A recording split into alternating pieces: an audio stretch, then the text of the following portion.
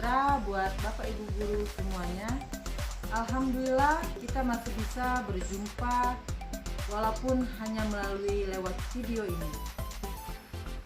Saya berharap Bapak Ibu guru semuanya bisa menjaga kesehatan, tetap mencuci tangan setelah melakukan kegiatan, dan tetap mengikuti anjuran pemerintah untuk selalu diam di rumah. Perkenalkan, saya Ibu Rona Lindayani, Pasda untuk program belajar dari rumah Kabupaten Tanah Tidung. Di sini saya akan menjelaskan program belajar dari rumah untuk merespon pandemi COVID-19, dan saya akan menjelaskan beberapa konsep apa itu belajar dari rumah. Keadaan kita saat ini sangat tidak menguntungkan, di mana COVID-19 memberikan efek yang besar terhadap dunia pendidikan, termasuk diantaranya siswa-siswi yang belajar di sekolah mulai dari TK, SD sampai ke perguruan tinggi merasakan dampak yang besar dari pandemi COVID-19 ini. Anak-anak kemudian dirumahkan dan belajar dari rumah. Ini merupakan salah satu cara untuk memutus mata rantai COVID-19. Semua kita kaget dan sampai sekarang belum ada kepastian bagaimana cara aktif belajar dari rumah. Di mana pelaksanaan belajar dari rumah berdasarkan surat edaran Menteri Pendidikan dan Kebudayaan nomor 4 tahun 2020, diantaranya sebagai berikut. Ujian nasional dan uji kompetensi keahlian untuk tahun 2020 dibatalkan dan tidak menjadi syarat kelulusan atau seleksi jenjang berikutnya. Ujian sekolah dilarang mengadakan ujian sekolah dengan mengumpulkan siswa. Tidak perlu mengukur capaian seluruh kurikulum. Sekolah dapat menggunakan nilai 5 semester terakhir untuk menentukan kelulusan. Belajar di rumah untuk anak-anak belajar di rumah. Yang pertama, siswa tidak dibebani tuntutan menuntaskan seluruh capaian kurikulum untuk kenaikan kelas maupun kelulusan. Kedua, pembelajaran dilaksanakan untuk memberikan pengalaman belajar yang bermakna bagi siswa. Tiga, difokuskan pada pendidikan kecakapan hidup, antara lain mengenai COVID-19. Kemudian yang keempat, tugas dan aktivitas disesuaikan dengan minat dan kondisi siswa, serta mempertimbangkan kesenjangan akses dan fasilitas belajar di rumah. 5. Bukti atau produk aktivitas belajar dari rumah diberi umpan balik yang bersifat kualitatif dari guru, tanpa harus berupa skor atau nilai kuantitatif. Kemudian adapun untuk panitia penerima siswa baru di tahun 2020 ini, Dinas Pendidikan dan Sekolah mengikuti protokol kesehatan terkait COVID-19, termasuk dilarang mengumpulkan orang tua maupun siswa. Kemudian adapun jalur prestasi atau non-zonasi dan non-afirmasi menggunakan nilai rapot 5 semester terakhir dan atau prestasi akademik maupun non-akademik di luar rapot. Di sini ada bantuan operasional sekolah. Dana bantuan operasional sekolah atau bantuan operasional sekolah dapat digunakan untuk membiayai keperluan dalam pencegahan pandemi COVID-19 seperti penyediaan alat kebersihan, hand sanitizer, disinfektan, dan masker bagi warga sekolah, serta untuk membiayai pembelajaran daring atau jarak jauh sesuai dengan kebutuhan sekolah. Adapun latar belakang yang mendasari belajar dari rumah ini diantaranya, yang pertama, saat belajar dari rumah, siswa tidak dibebani tuntutan menuntaskan seluruh capaian kurikulum untuk kenaikan kelas maupun kelulusan.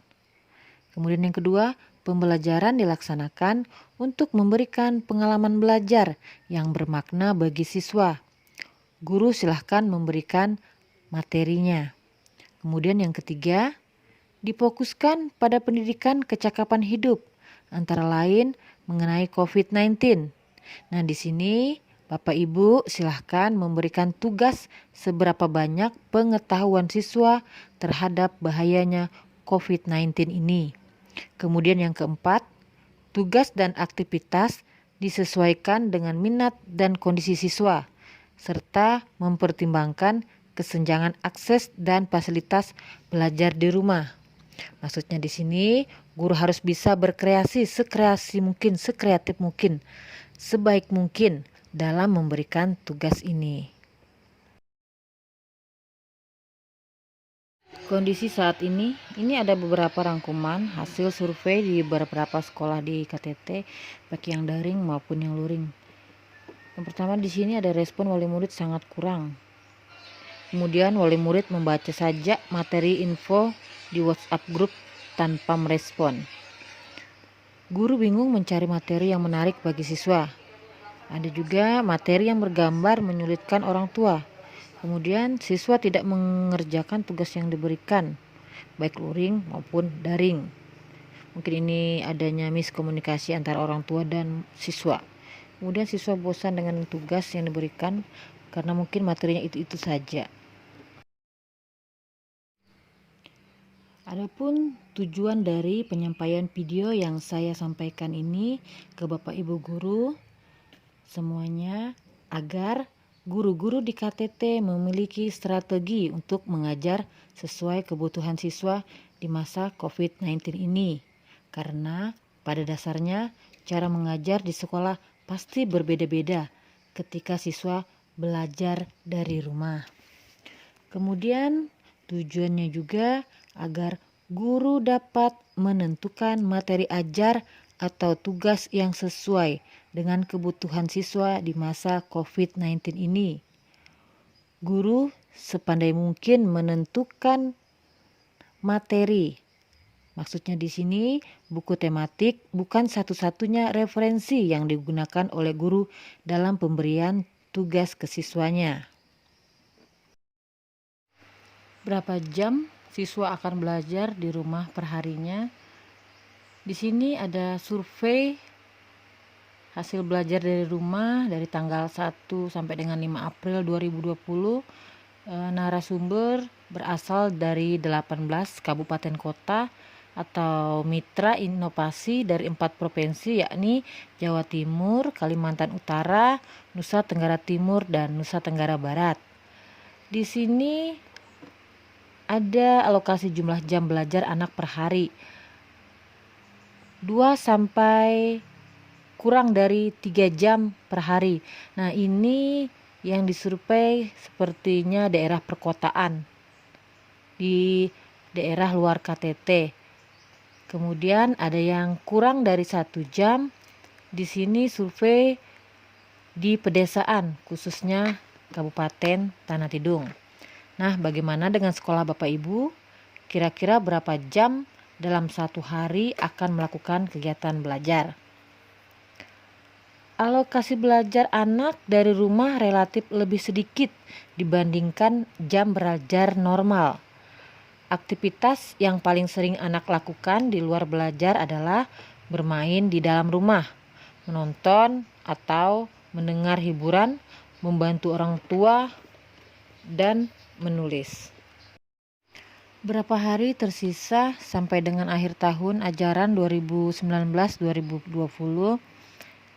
Di sini kita akan menghitung di Mei 2020, dimulai dari tanggal 1 dan 2 ini masih pelatihan, kemudian kita aktifnya di tanggal 4 Mei 2020 sampai dengan tanggal 16 Mei 2020. Karena tanggal 18 dimulai cuti bersama. Jadi masa efektif belajar kita di bulan Mei ini ada 11 hari. Mode belajar dari rumah. Di sini kami tawarkan 3 mode belajar dari rumah. Yang pertama, metode luring atau luar jaringan dapat dilakukan dengan mengirimkan tugas dalam bentuk cetak, LKS, PR, dan lain-lain. sekolah mau tidak mau harus mengadakan LK tersebut sebanyak siswa yang ada di sekolah Bapak Ibu. Kemudian moda yang kedua, metode daring dalam jaringan atau online. Di sini bisa dilakukan dengan tatap muka virtual menggunakan aplikasi konferensi online seperti Zoom, WA, video call, Skype, dan lain-lain. Bisa juga mengirimkan tugas via WhatsApp. Tugas dapat berupa menonton video pendek yang dikirim via WA dan lain-lain atau melalui Google Classroom. Kemudian moda yang ketiga, metode pasif, dapat dilakukan dengan mendengarkan pengajaran via siaran radio atau melalui siaran belajar via TVRI yang sudah berlangsung dalam beberapa minggu ini. Kemudian kita lanjutkan ke kegiatan selingan yang bisa dilakukan siswa-siswi di rumah. Di sini ada contohnya dari permainan tradisional. Nah, contoh dari permainan tradisional ini bisa Bapak Ibu akses di Google Drive yang linknya sudah kami bagikan. Bagi yang belum mendownload, kami sudah siapkan pada materi yang sudah dibagikan. Untuk contoh LK sudah diberikan di materi, nanti Bapak Ibu boleh pelajari. Kemudian ini saya memberikan contoh singkatnya LK yang bisa digunakan untuk Bapak Ibu belajar dari rumah.